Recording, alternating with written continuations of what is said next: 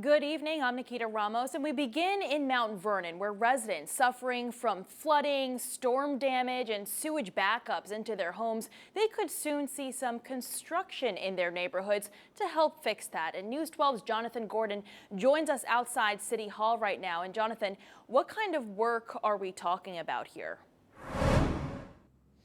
Yeah, well, this is the first time that the Mount Vernon City Council has voted to use some of the $150 million in state grants that will go towards some of the sewer infrastructure remediation projects. 1, 2, 3, 4, something like that. 4-step. Decades-long Mount Vernon resident Mike Lodge's story isn't anything new. A bad storm comes, sewers get overwhelmed, homes are flooded. I come up, there's a manhole here.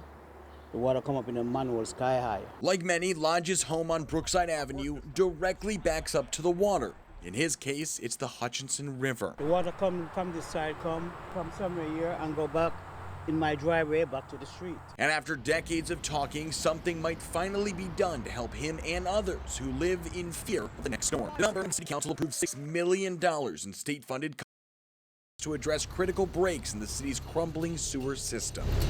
$5 million is for priority wastewater projects identified as critically in need of repair in the city's discharge action plan this summer. The other $1 million will go towards installing cameras in the pipes and project consultants. Mount Vernon Mayor Sean Patterson Howard says this is a historic level of investment in rebuilding the city's infrastructure. This really focuses on the sewers and the stormwater because those are both systems that are underground, and we're going to have to address them both at the same time.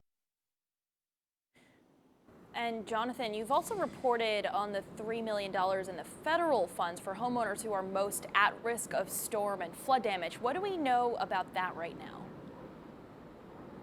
Yeah, so we are actually expecting that there will be some state inspections happening as soon as this month, based on the timeline that was originally given to us from the state when they first announced this project. Again, a share of that money will go to help people most at risk, most impacted by both flooding, sewage issues, lead pipes, asbestos.